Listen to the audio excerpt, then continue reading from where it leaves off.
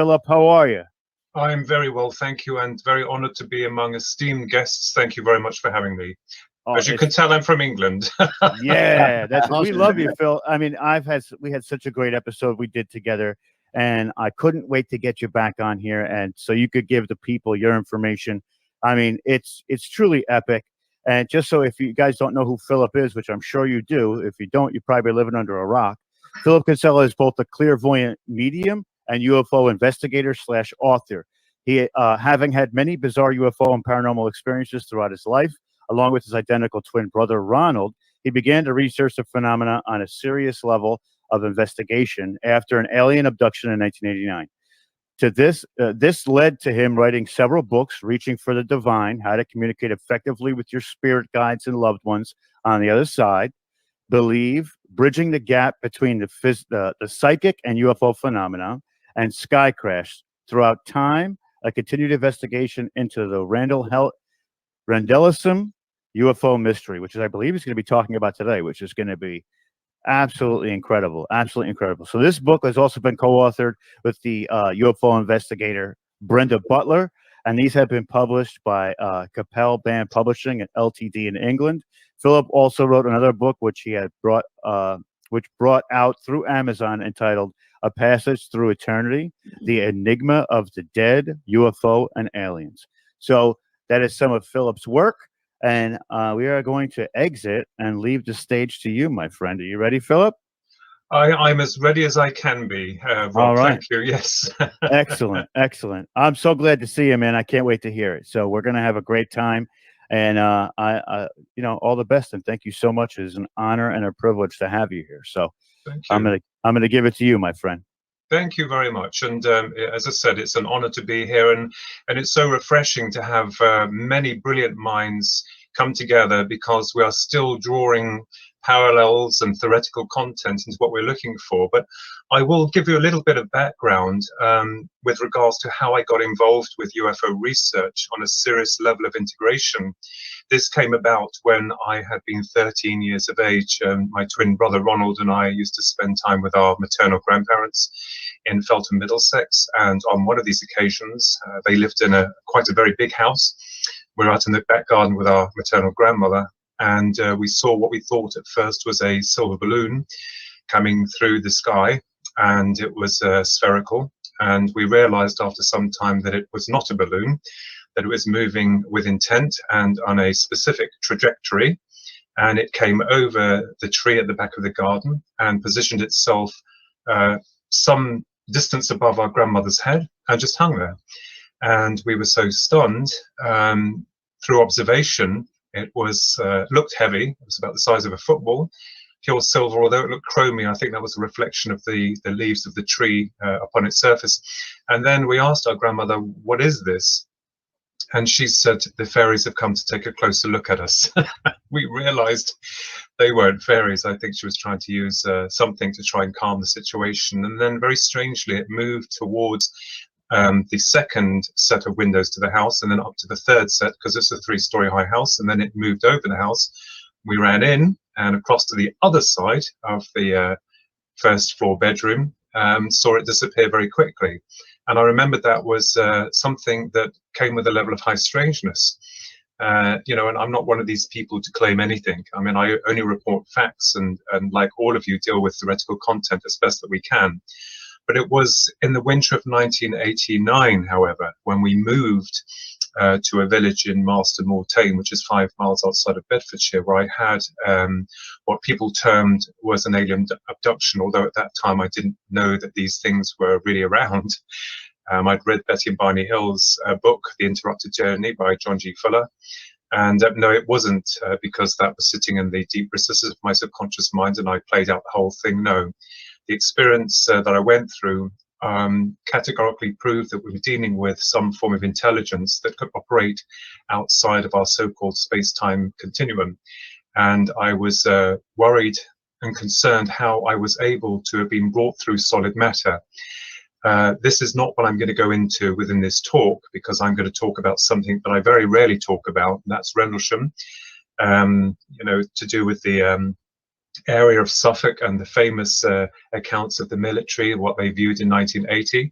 although I didn't have any real part to play in that. It was afterwards that things became quite strange and bizarre for me. But going back to the so-called alien abduction, and I say so-called because we still don't know what we're dealing with, but I spent years trying to work out what the Greys were, where they come from, why they were here. And in 1996, I was rewarded with what I can only call was my first download. And dare I mention the word download, I believe in them now. You have to go through an experience to understand that you're dealing with something that other people negate. And this download came with information that related to a possible theory that surrounded the Greys, what they were, where they may come from, or a faction of them anyway, and their modus operandi. And this deals with areas of consciousness, soul survival, the dangers or inherent dangers of cloning, and the larger picture of what the Greys may be looking for. But that is another subject entirely, and quite in-depth. So it was actually the abduction in 1989, and I've got my notes here. I like notes. So it was the abduction in 1989 which actually fueled me into investigating the UFO phenomena on a really serious level of integration. And some years later, when we moved to Kempston from Marston Mortain, which is where I am now, which is just outside Bedford, I went to a UFO group called BEAMS, the British Earth and Aerial Mystery Society. And we had a lot of wonderful guests coming in to do talks and to promote their books and their research. And it was on one occasion when Peter Robbins had turned up with Larry Warren, and they were promoting their book Left at Eastgate then. And myself, my twin brother, and another good friend of ours, Susan Gamble, we connected with Peter. I mean, Ronnie, Susan, myself were like the Scooby-Doo gang. If there was anything mysterious, we'd go out and check it out. And Peter is a dear friend of ours and a very, very incredibly intelligent and wonderful human being. And I remember him saying to us in his American accent, you know, you got to go to Rendlesham, you got to check it out. There's still strange things happening there. And we were like, oh, that sounds very interesting. I think we will do that. And you know, some people say, yeah, I'll do that, but they never do. I'm one of these people that is like, well, if I'm going to do it, I'm going to do it. So after we met with Peter and Larry, we went our own separate ways. And Susan, Ronald, and myself started to go to Rendlesham, which is roughly 100 miles outside of Bedford, about a 2-hour journey, just up the road to you US guys. But we made a lot of visits to this place, and we began to realize the enormity of the high levels of high strangeness that certain geographical locations herald, not just obviously in Suffolk, which I'll go into, but certainly with other areas like Skinwalker Ranch and a lot of the mountainous areas within the estates, most notably. Now, I'm going to report what actually happened on a lot of things that we experienced back then. We had gone with an open mind, and we started to kind of like map out the forest, because it's quite a big forest. And I did a lot of research into the original case of what happened to Colonel Charles Holt and his men. And at that point, we didn't know where the original craft that they had seen, or UFOs or UAPs today, it's the same thing in my books, where they had been spotted. So we kind of like felt our way around a lot of the research that had been filtered into the mainstream media, and felt our way around that way. But some very extraordinary things happened to us while we were there, and we would make repeated trips to Rendlesham over and over again because of these levels of high strangeness. Colonel Charles Holt is a fabulous guy. Met him, and he's certainly got his head screwed on his shoulders. His men did see UFOs. Jim Penniston is another fabulous and amazing guy. He co-authored a book with Gary Osborne called The Rendlesham Enigma. If you want to check it out, get the book. We're all entitled to our opinions about what we think may have happened, but we only have theoretical content. I never put myself in a bracket and say this is what it is, because we just don't know. But one of the things I found was that wherever there are any major UFO activities, you will have almost like a portal or a gateway that seems to open. And I don't think or believe that portal, as it were, had just been opened through that 1980 event with Colonel Charles Holt, Jim Penniston, John Burroughs, and the others. I think it was there for a long time before that. Now, as we started doing our research into Rendlesham, I'll just spill off a few experiences that we had encountered, and I've got to say here, the most amazing one I'll leave kind of like till last, and make of it what you will. It has been documented in terms of, in a small way. And one of the other areas that you find very complex is that when you are claiming something, when you are investigating something, you don't want to tread on other people's toes, because most people believe that the UFO event in 1980 in Rendlesham was the only event that occurred, the only one event. But that's not true, because there have been many other sightings of UFOs and paranormal activity within the area and around the area, which we discovered that the public weren't talking about, or wasn't in the mainstream media. And if it was, people would have gated and say, no, it's just the 1980 event that occurred. I believe that. And one of the things I will tell you, through all of the criticism that those good men and firemen, the soldiers, had from a lot of critics, is that, first of all, they were not chasing the beams to the Orfordness lighthouse. And I can state that as a fact, because we had seen those beams coming round when we've been in the forest doing our research. And no. So my question is, what on earth would fully trained American troops be doing chasing the beams to the Orfordness lighthouse? God help the American military, because they are trained, like our British military and any form of military, are trained men. They know what they're looking at. They know that what they're dealing with. We also go to Peniston's initial contact with the alien craft that they had thought, first of all, was a crashed aircraft. And this also, as we all know, very famously, was something that changed his entire life, and something that all of those men that were witness to these objects had to live with since it happened, and were silenced until in their later years.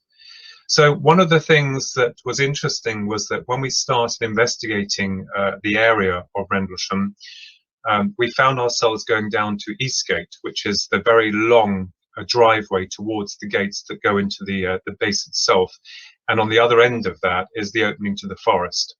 And while my brother and myself and Susan were walking down there one evening, because we'd spend all night in there, there was this sound. I know people would say, well, it could be anything, but there was this sound of this thud, as though something had been dropped from above and landed very heavily on the ground. And it was on the opposite side to us of where the drive was, so we couldn't see what it was, but it felt organic. And at that point, we started to make our way very quickly away from that area. People say, oh, it's this or that, but when you put yourself in this situation and you're going through this, you discover exactly what the person's experiencing. You find that it's not just this or that. It was definitely very strange and very heavy, and we felt was a warning. That was just the start of it. There are other occasions where we had been staying in the forest quite late at night, and doing some experiments, psychic experiments I will use here, to see if we could summon them, or the UFOs. And we found on several occasions that we've been hassled by military helicopters that were hovering at low level and just above the forest trees, trying to flush us out. And on one such occasion, it was just myself and Susan, and we had been flushed out by them because they wouldn't leave us alone. And we got into our car that we parked up in a car park not far from the military, the entrance to the military base. And then we drove away and then hit the car, and we walked up when the helicopters had disappeared, and we saw a huge convoy of military trucks with blacked out windows coming up and into this so-called disused base. We didn't see any aliens or anything like that. It just confirmed to us, well, the base must still be active on some level. As we go, and this was all, sorry, I forgot to say, this had all been in the going into the late 90s and into 2000. On another occasion, when we had got within the forest, into the deep area of the forest, we used to set up a base camp that was opposite Capel Green, which is where the farmer's land is. And we felt that this is where initially the UFO that Colonel Charles Holt and his men had seen had come across, because that's been mentioned a lot in the material. And we put this blanket out, and we go off. Then I used to smoke. I went off for a quick fag, and just walk around before we come back and sit down and watch the area to see if we could see anything. And when we returned in less than 20 minutes, all of us, someone had left a dead rat and a dead rabbit in a perfect circle. They were fresh, they were dead, on our blanket, so we could see it. And from nose to tail, so the rat's nose was touching the rabbit's tail, and the rabbit's nose was touching the rat's tail in a circle. Very bizarre and very strange. And at that point we did leave, because we felt that someone was perhaps watching us, or taking a good look at us, possibly someone around the area. We had no idea why. We began to build up a picture that we were being watched, because we'd find huge track marks where we'd parked our car. And occasionally, we would have this feeling that we were being watched by someone. Now, the other really amazing event happened that I'm here to talk about. Well, there's two actually. One was of an experiment that we performed on the 8th of June 1998. Now, we wanted to meet them because we obviously made regular trips to the forest. We wanted to meet them, i.e. UFOs, aliens, whatever you want to call them. Sounds a bit wacky. So a week before the 8th of June in 1998, we were at home here in Kempston doing meditation. I got the idea from listening to Karen Carpenter's Calling Occupants, the amazing Karen Carpenter. I thought, I wonder if that's possible. I wonder if we can call them. I wonder if there's any way of us establishing some form of contact on a mental level. We could give it a go. We would lose nothing. We decided also that we would take no filming equipment, and it didn't matter to me if anything happened and no one believed us. I didn't care. It was more of a personal search, a seeking inside for myself to confirm something I was looking into on a theoretical level, within consciousness and with alternate dimensions of awareness. So on this particular day, we did our meditation. We didn't get anything back. And on the 8th of June 1998, we made our way to the forest as we normally did. And we kind of like walked down through the forest, past the big Godzilla tree, and which Brenda Butler, I'll get to her in just a moment, had said was the halfway mark. And we set up our camp just where the farmer's field was. Now, we were under the cover of darkness on this particular night on the 8th of June, and the stars were out. There was a clear moon. And I decided to go out into the farmer's field, and half of the farmer's field was dirt and the other half was crop. So I'd gone into the dirt part, and we had to be careful because the farmer's property is further down, and he was renowned for coming out and just firing off shots to scare people away. You can understand, bless him, because people encroaching upon his land, and a lot of people fascinated with the events of 1980. So I use a pair of dowsing rods to find an area that I feel we should sit in, and incredibly these dowsing rods seem to find this place, and I called over to Susan and Ronald, who were hidden away in the outer rim of the forest, and they came over and we sat in this circle under a full moon and stars. This was just before 10 o'clock. So we're sitting there and we're meditating, and then we stopped meditating after about 15 minutes, sending our messages out, whatever. Unbelievable. And how will anyone be able to take that seriously? But that's exactly what we did. And after we'd meditated, we stood up and we looked around and we waited. I guess we just hung around. It was a beautiful night. And all of a sudden, where the farmer's house was, right in the distance, we could see this red small light. And we thought, first of all, through panic, that the farmer had seen us in his binoculars and was getting in his car and coming this way, because the light started to move towards us. Susan and Ronnie ran towards the edge of the forest, and then I stopped because I thought, hang on a minute, car lights aren't red, and there's normally two of them if they are.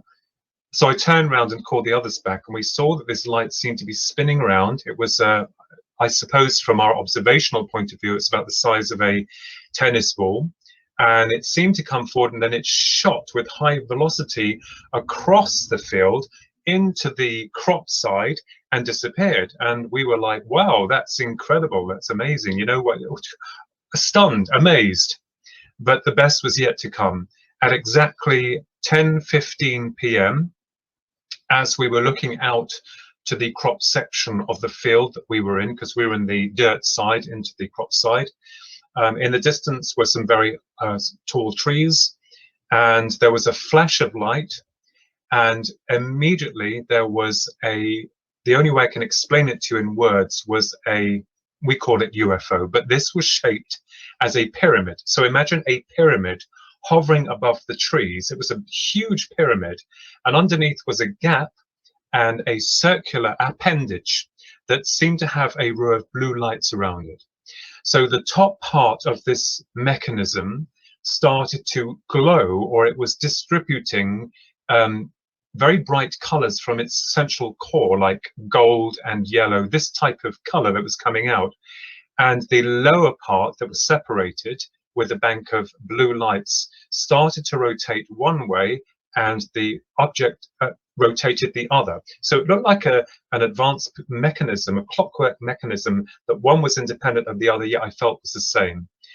Well, I was stunned, and we got the binoculars, and Susan had them, Ronnie had them. I looked at it again, and I'm thinking there was no sound either from them, from whatever it was, and I bolted. People laugh at me with this, and I bolted straight towards it because I thought, this is the Holy Grail, this is what I'm looking for. And I was terrified, but also exhilarated because I could see the object, and it was just incredible. And I began to run through the crop side of the field, and I could feel my jeans becoming soaked. And calling back, tell me it's a pyramid, tell me it has a circular undercarriage. And I wanted them to confirm with me that I was seeing the same as what they were seeing. And it was all a panic. They were running after me, and I was running towards it. And as I got closer towards this huge tree of where it was hanging like a Christmas tree decoration, I tripped, I fell. And as I fell, the thing went out like a light, like someone had switched off a light. And I tripped, I fell, I took in some dirt, spat it out. I started to cry because no one would believe me. And then I started to laugh because it had worked. Now, I keep saying the same thing over and over again. It's not like I want to get out there and tell people this is what happened. I found that when we reported this the very next day to a magazine, a UFO magazine, we were asked to send in all of the details, all of what happened, what occurred, and that this information would be forwarded to Peter Robbins. Now, the person I spoke to didn't know that I had met or knew Peter Robbins, so I was kind of like not understanding why he was going to send Peter this information all the way back then. And he gave his name as someone called Bream Forbes. I remember that. I could never spell it. I kept asking him. So there's no conspiracy. We did everything. We sent it. We got nothing back. And when I did eventually find the courage to phone the magazine again, they had no one there of that name, which is very bizarre. It's just one of those things that happened. I'm not saying it's this or it's that. This is exactly how it happened. But the viewing of that object opened up a new area of science of the mind. And I thought, goodness me, I mean, this is incredible. Can we replicate it? I don't think we could. But I'm telling you, I mean, I'm not one of these people that commands that people believe me. But I have to say to you that I will report only what happened and how it occurred. Now, what's really bizarre, talking about all of you involved in UFO research and whatever paranormal research you do, our lives seem to be connected by some form of design. So on our next visit to the forest, I remember getting out of the car, and Susan was with me, with my brother, and I said, I knew that Brenda Butler had co-authored the book Sky Crash, A Cosmic Conspiracy with Dot Street and Jenny Randalls that was published by Neville Spearman in 1984. I hadn't read the book then, but I knew she was the co-author to this book. I didn't know where she was in the world. No idea. I got out of the car and I said, I'd really love to meet Brenda Butler. So we go around the forest and we don't see much of anything until we come sort of like to the ending of our journey before we hopped off somewhere else. We could see all these lights coming from these trees, and we thought, well, I wonder what that is. Is that a UFO or something? So we started to make our way forward to this copse or this area, and there was a lady with a white Alsatian dog and another gentleman playing some music. It was almost like spooky music, and they were taking pictures. And as we got nearer to them, both of them stood up, slightly guarded. Of course, we're all the same, aren't we? We kind of like, guard your area, not certain about who people are. And as we walked past, the lady looked at me and she said, afternoon. And I said, good evening or night or whatever it was. I can't remember what it said. But I do remember this. And when I walked past her, I stopped. I had this impulse to go back and speak to this lady who then went back into the wooded area and was doing what she was doing. And I said, are you looking for the orbs? And she stood up and she looked at me. She said, yes, why? And I said, well, I was rather hoping to meet Brenda Butler. And she said, my dear, I am Brenda Butler. So what happened then, incredibly, was that Susan and Ronald and myself went over and spoke to them. They were very lovely people. And she was with a guy called Pete Parrish, and he was so excited to tell us of all the strange things that occurred in the forest. We told them of the things that happened to us, and I didn't realize then that Brenda had been in the forest for many, many years and was instrumental in unfolding most of the incidents of 1980 with the military. She got herself well and truly involved in that. So Pete Parrish and Brenda Butler then showed us on a video camera this alien that they had filmed floating through the forest. It looked like a grey. We asked Pete to rewind it over and over again. Now, bearing in mind that these are honest, good people, and you have a feeling for people who you trust, who you understand are, you know, not there to make anything up. And by the way, I don't believe or think this segment's ever appeared on television. You probably won't see it there. And if they have it, I don't know, because it did not belong to me. It belonged to Pete Parrish. So I'm watching this over and over again and thinking, well, it looks camouflaged. And they said, well, this is what they do. And of course, that then led to this connection with Brenda Butler, where we would meet up and that she would very kindly take us around the area. She would educate us as to certain areas of what happened. And I was even so honored because we both decided, let's write a book, not about the 1980 event that, you know, obviously people want to know about that, but about the UFOs before and after Rendlesham Forest. And Brenda, bless her, was very cagey about it, because obviously if you have your own information, you're not going to give it to a complete stranger. But we built up that trust, and she started to open up her files to me. And thus was born Sky Crash Throughout Time, a continued investigation into the Rendlesham UFO mystery, which is now out of print and was published by Cappelbaum Publishing Limited in 2013. Now, the book did suffer quite a lot because people wanted the original 1980 event, but we tried to explain that this book are events that happened before and after, but there was some in between us with that as well. And another very, very strange character that came on board and into Brenda's life. And I think also we had met this strange man that I will go into in just a moment. But going back to Brenda and showing me things, which was amazing, in 1980, in the Christmas period of 1980, when Colonel Charles Holt had been in the forest and had seen one of these objects that was huge and was melting, almost like a molten material onto the ground. Unbeknown to a lot of people, Brenda Butler and Dot Street, who were local to the area, used to go in and seek around. They'd get all this gossip from a lot of the military, because they linked with them there, and also a lot of the locals. And she actually let me hold a piece of this molten material that she found, quite a number of them, on the floor of where the craft was. The only way I can explain it to you is it was as light as a feather. It had all these little holes in it, and you couldn't mark it. It's very, although it was very light, it was very hard, and it also had these strange pixelations or colors within the object, whatever it was. I mean, as you view something, you're not quite understanding of the whole of what you're dealing with. I suppose, you know, if we go to Roswell and people said, did you handle a piece of that material? And you're like, yeah, it was just like, you know, well, I didn't know what to make of it. So that was for me fascinating. And so we wanted to write this book, Sky Crash Throughout Time, which was published. But I also started to discover a lot of other very interesting details with regards to Rendlesham and this level of high strangeness. And certainly it felt to me as though we were dealing with a portal. I mean, after the book's publication, Sky Crash Throughout Time, it seemed to die a quick death, but Philip Mental, my mentor Philip Mental, a British ufologist, is republishing that book next year.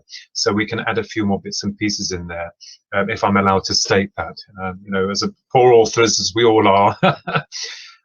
But one of the things, and other strange things that happened and was validated, was that while this was all going on, and after Neville Spearman had published Jenny Rendles and Dot Street's and Brenda Butler's book, Sky Crasher Cosmic Conspiracy, this strange gentleman stepped onto the scene that was known as David Daniels. Now, John Hanson, author of the Haunted Skies series of books, has been involved with this, as a few other researchers.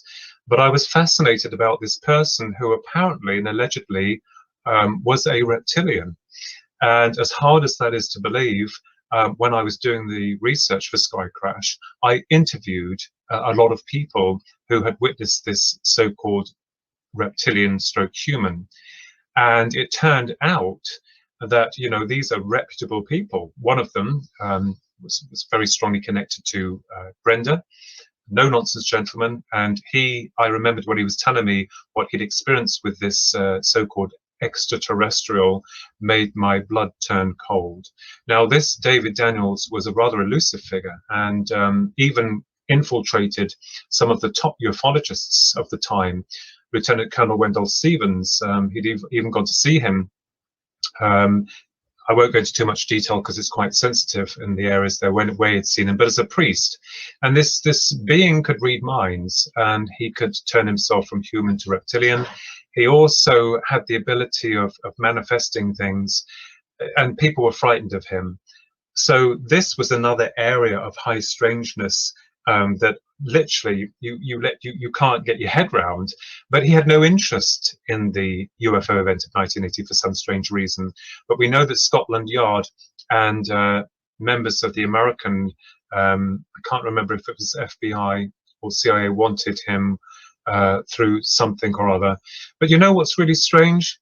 Before I even went to Rendlesham, I had belonged to Beams, as I said, and we'd gone on a trip there once, me and a lot of other people, Susan and Ronald and a lot of other people that belonged to Beams, and we'd gone to the forest, to Skywatch. Obviously, if there's a huge group of people, you're not going to see much of anything because the energies are all over the place.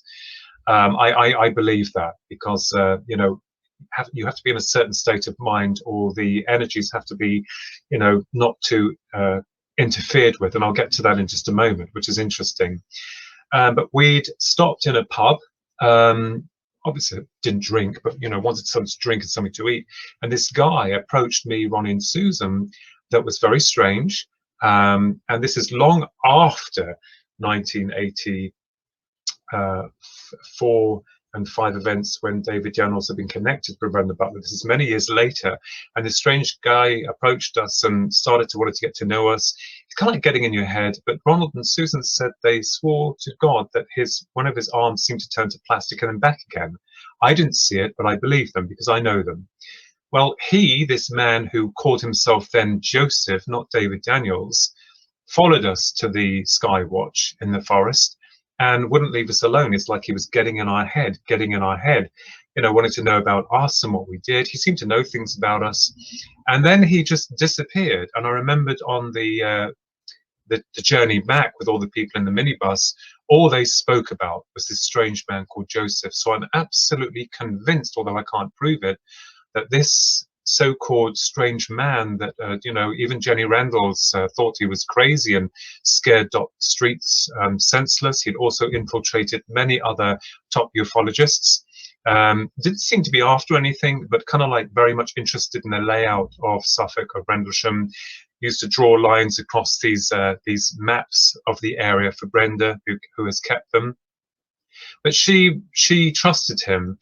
She understood him, because Brenda's like that, you see. She's one of these people who, is very open to many people. She's very trusting, and she can be very guarded, which is right. But they built up this friendship, and then all of a sudden, David Daniels disappeared. We don't know where he went. And he was seen in other countries like Australia. Some other people had reported him there, so other researchers have reported him there. They took photographs of him, and they could only pick up this light around his body. He was with another female. So it all got very strange and bizarre. But going back to the research and the events that happened to us at Rendlesham, because it's an area that I don't normally speak about, because I'm normally talking about the other theoretical work that I've been involved in with regards to the Greys and the abduction phenomena. and still trying to work out what that is. But one of the things I found that was interesting was that you have these certain locations around the world which have these levels of high strangeness. Now, British researcher Paul Sinclair, brilliant man, brilliant author, good friend, bless him. He's in Bempton in England, and obviously at this moment of time still researching another area that I won't go into of research with regards to these areas of high strangeness. If we look at Rendlesham, there's a lot of history with that, with the area. And there was talk of some type of weather experimentation that had been done during the war, and whether or not that had somehow affected the area or the energies of the area. If we look at Skinwalker Ranch, which I myself have been looking into, and I'm no expert with Skinwalker at all, I'd like to go there to make my own opinion and analysis. I think many people would. But as we know, a legend, it's all built from a legend of some Indians that were taken captive and sold to the Spanish, I believe. And before their imminent capture, they put a curse on the land of the Skinwalker. So it seems to me that certain geographical locations may warrant this conscious imprinting of an energy or a belief or even a reality, which it is from another dimension that seems to be connected to certain areas around the globe. And that when new minds come in, they seem to activate that conscious imprinting in some level, where the reality is able to step into this one. Now, what's interesting is through my study of consciousness, of quantum, of all these other areas which we're all looking into, it doesn't make me clever or smart. I claim nothing. We're just all looking for that truth.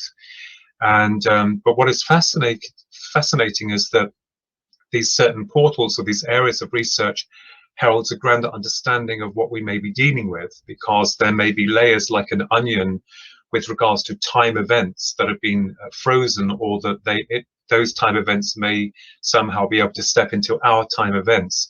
And this is why sometimes we're left with very little proof, rather like in America, your great country, the X-Files, which I loved, where Mulder and Scully had everything, and then all of a sudden at the end they were left with nothing. It was all either taken away from them or appeared as illusionary in nature.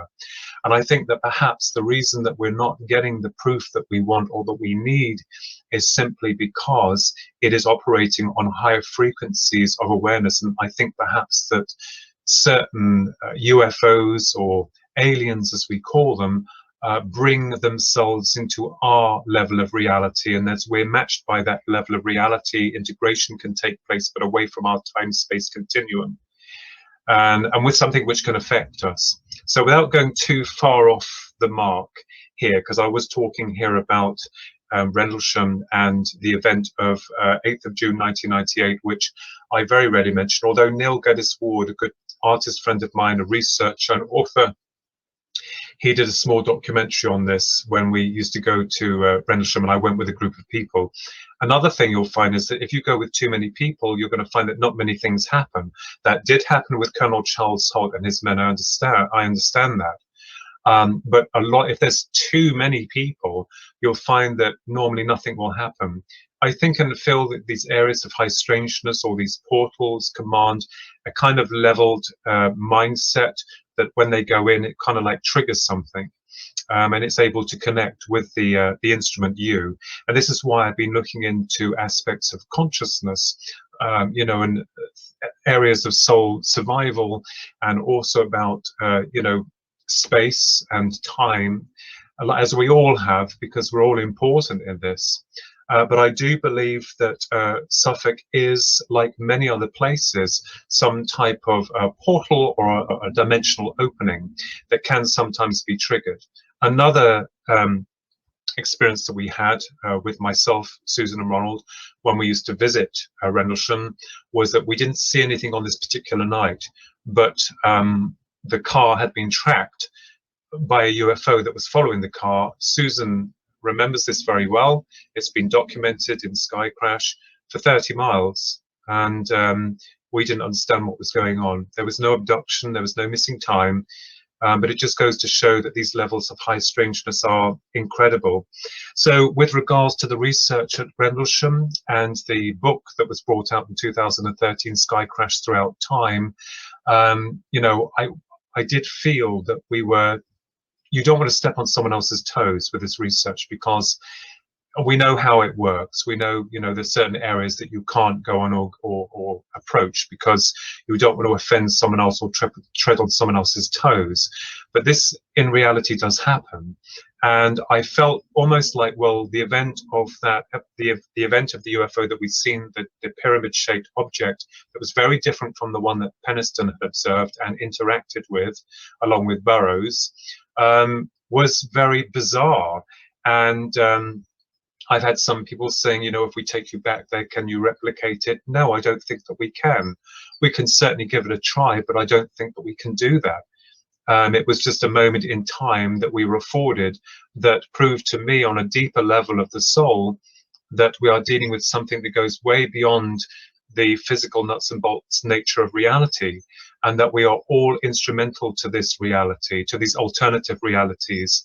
And because we're all trying to squeeze everything into in a box, like UFOs there, aliens here, cryptozoology there, paranormal here, ghosts, it's almost like, you know, this is why I don't think that we've made any clear headway, because we have to go outside of our comfort zone and, you know, freely admitting that obviously these UFOs or these so-called aliens, which I believe are real, are operating on a higher dimensions of reality that can occasionally interact with the individual.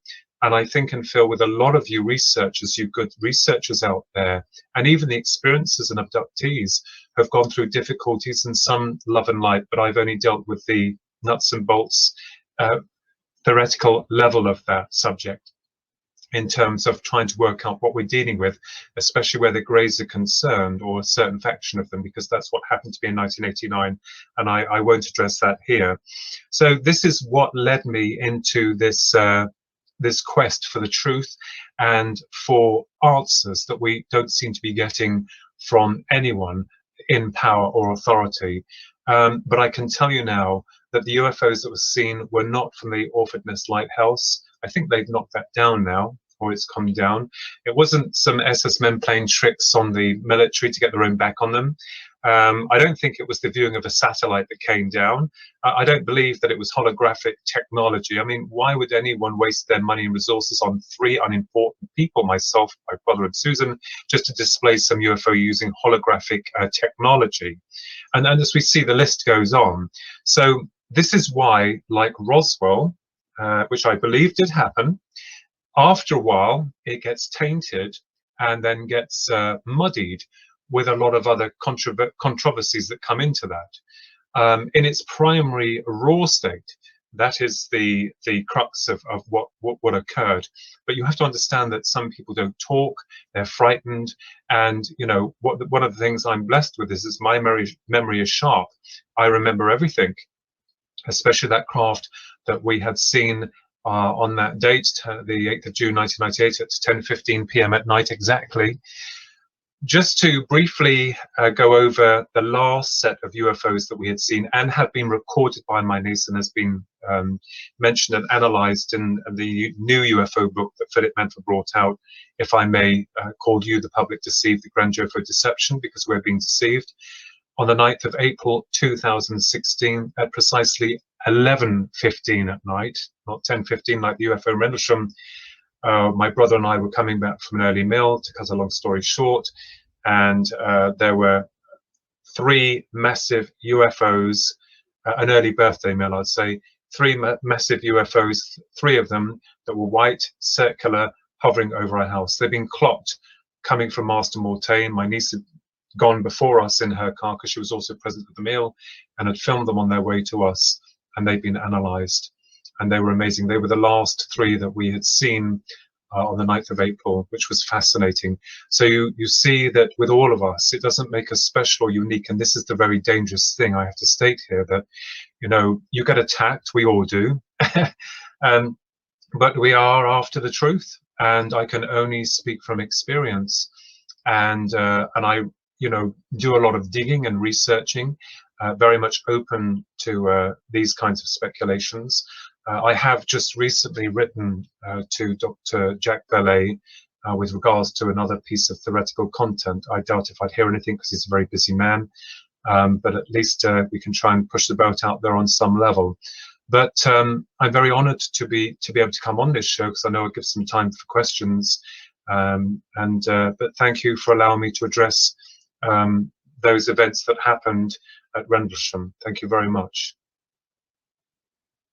Absolutely incredible presentation. We're going to bring in Clarence Mitchell, who's going to have some questions for you. Clarence, sure, yeah, fine. Chomping at the bit. He is our ufologist amongst the group. So I'll let you guys go at it. So go ahead, Clarence. Well, thank you. Hello, Philip, and welcome. Thank you, Clarence, and welcome to you, sir. Thank you very much. Ah, wow.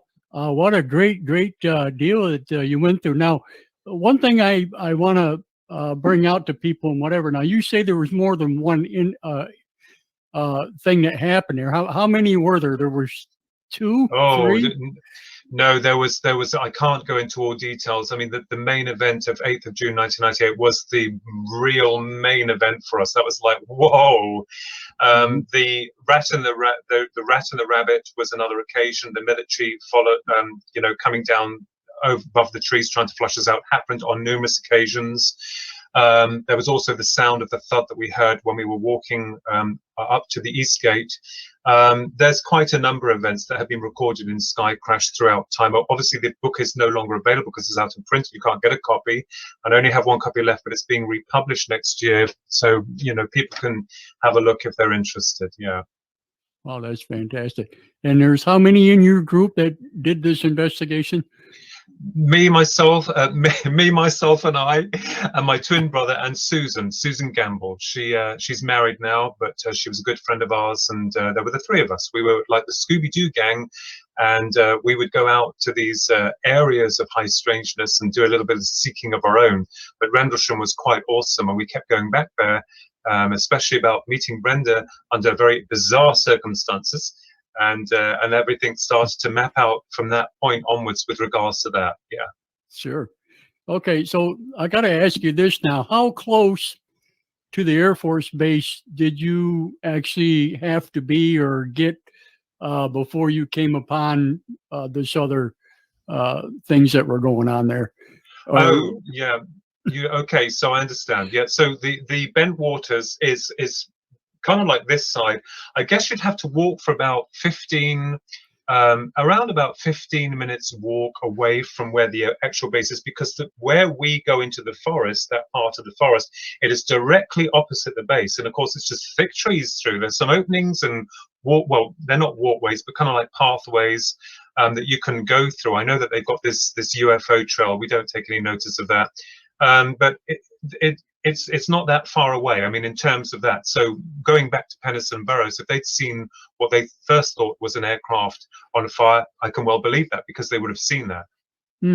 Okay, so this is an actual public place then? Yes. Yeah. Okay. Wow, that's amazing. Because here all these years, I always thought it was like, well, like most military installations are out in the middle of nowhere, in the middle of a wooded area. So, you know, you're getting this idea that, you know, the swamp and the, you know. Well, the base itself, we did a whole war. I mean, that is a huge base. We did a perimeter of the base on one occasion. It is huge. And of course, that's all wired up and fenced. No one can get in there.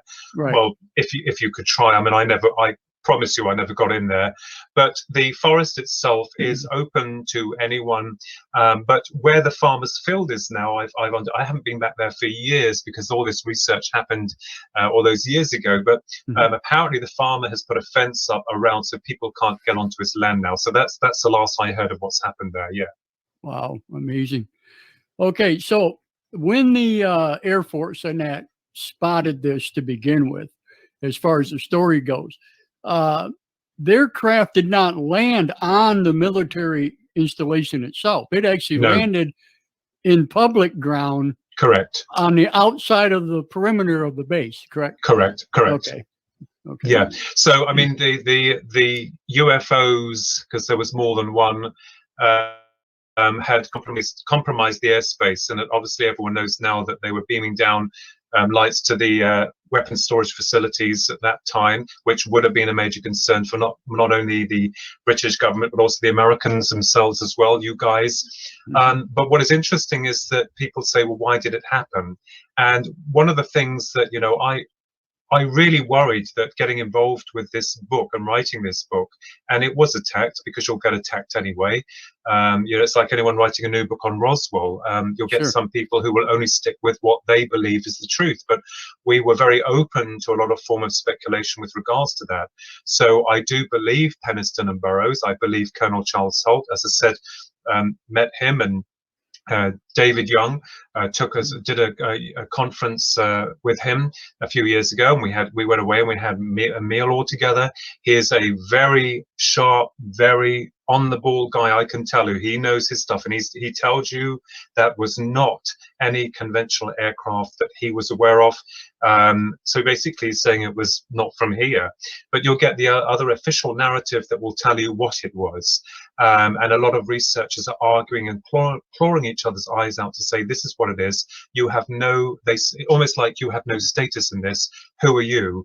I can only talk from experience, and I can only report what happened. That is what happened. So my understanding is that there is more energy or more connections with regards to these levels of high strangeness that seem to migrate to certain locations around the planet. Now, that is fascinating. And it's any wonder that perhaps a lot of military facilities have been doing their own form of classified, secret classified experimentations, using sonar to begin with, and vibrational shifts and all sorts of things. So, you know, I'm sure that they're very much involved with a lot of the research that they consider as bogus in the eyes of the public, but themselves are secretly analyzing themselves. And they're probably watching people like yourself, all of us, to see what we can bring to the table, to see what we know about the phenomena. So I've always believed that they have the British or the government there. They have their own people. I mean, Nick Pope was part of their ordeal, and I'm just kind of wondering why they never really looked into this further than what they have. Well, I will tell you, Clarence, that what happened was that I belong to the National UFO Reporting Service. It was created by Nigel Ross here in England. And I wrote a letter on behalf of ourselves as a group to Parliament. And what we wanted to do was, I won't mention the person who was very high up. What we wanted to do was to ask them to allow us to bring a team of ourselves in and bring a group of themselves, together to talk about this, to let us show them what we know, what we are looking for, and just lay things on the table. Let's be honest with one another. Let's work together in establishing what we are dealing with. And I bet you can guess what I got back. Same thing we get. Nothing. Nothing. Yeah, nothing. Absolutely. And I think that the subject matter is so compartmentalized that there's no way that you'll get to the original people who is pulling all the strings, as it were. And there's a lot of red tape with this, with not only the UAPs, they call them UAPs, UFOs, if I may, it's the same thing. Absolutely. Not only with this, but other areas of classified projects, as it were. And, we all know about the release of this document, the Pentagon, 9 pages fluttered around. We read through it, we're like, oh, that's disappointing.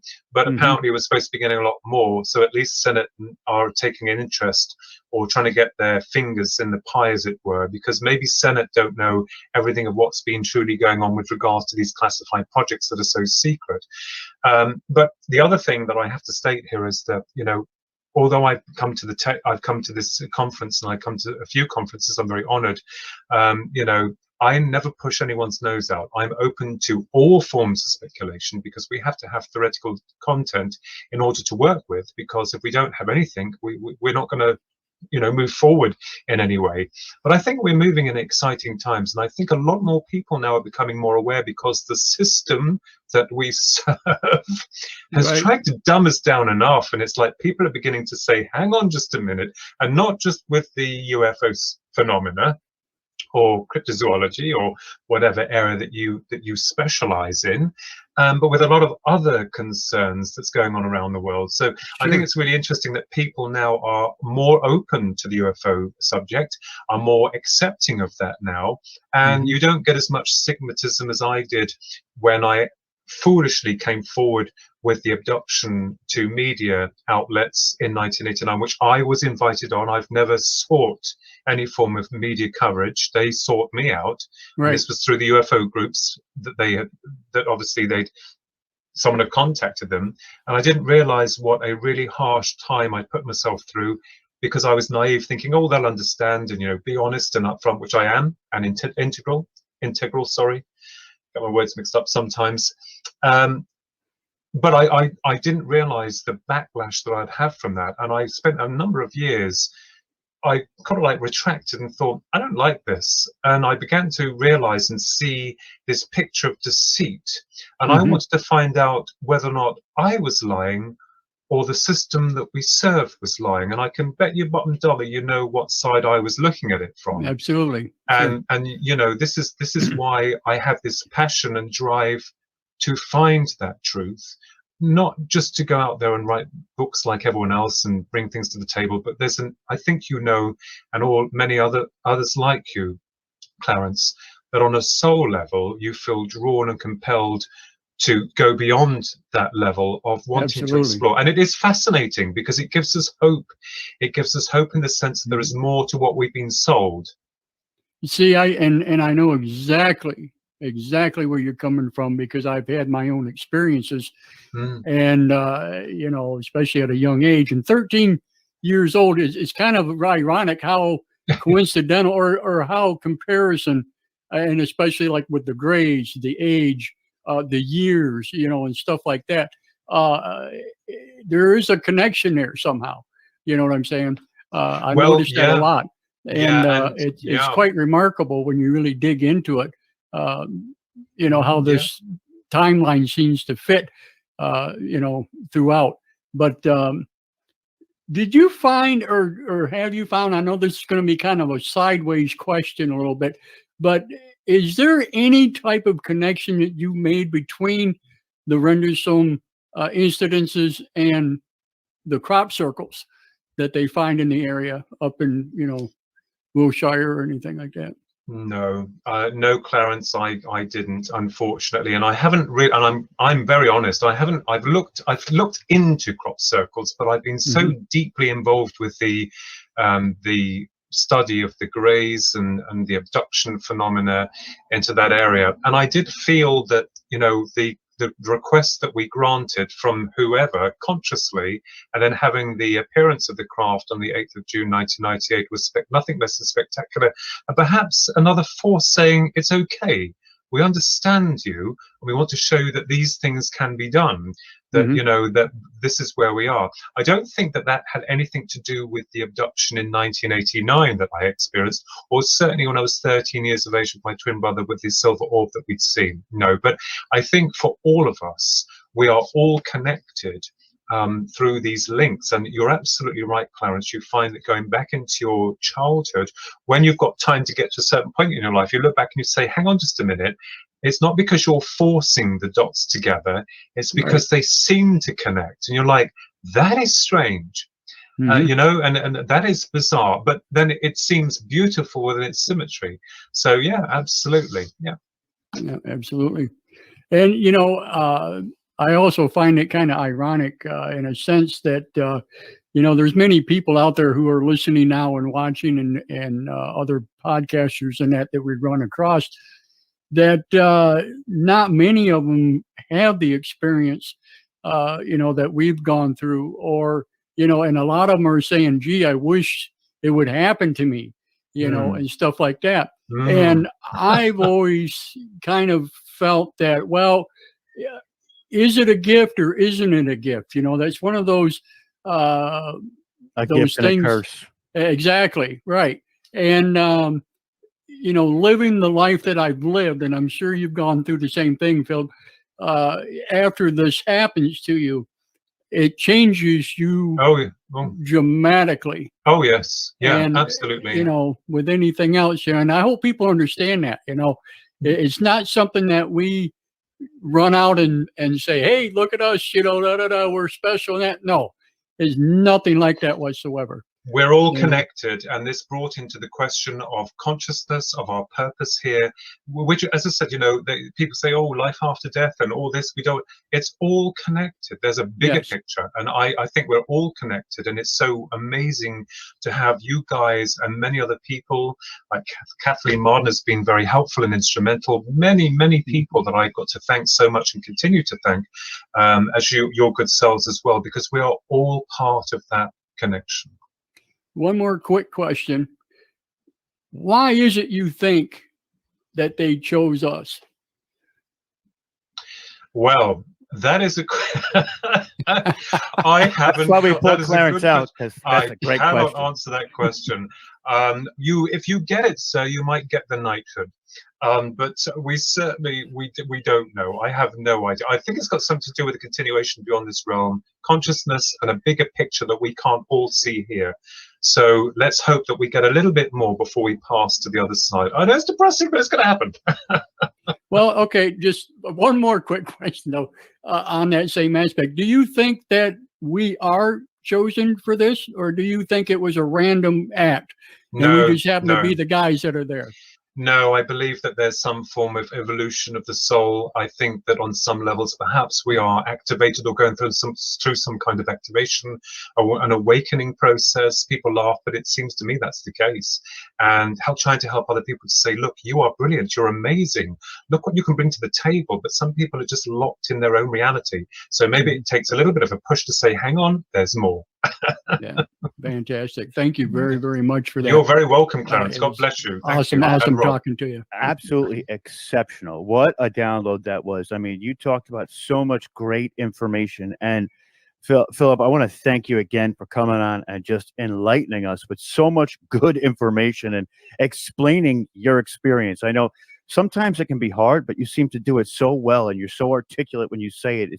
I was riveted. I was sitting here like, all right, Clarence, you're going to ask the questions, because I'm just processing everything that he said again. I mean, absolutely incredible. Guys, go out and pick up Philip's books. And thank you again, Philip, for coming on. I mean, I can't wait to work with you again, my friend. I'm sorry if I got a few words mixed up. I had a small stroke a number of years ago, and I sometimes get words around the other way, so you have to forgive me. But thank you so much, sirs. Thank you very much. Absolutely incredible. Thank you, Philip. It was such a great time. And Clarence, thank you for those great questions. So we'll see you soon, Philip. All right. God bless you all. Thank you. God bless. You too. Bye-bye, Clarence. Bye-bye. Bye-bye.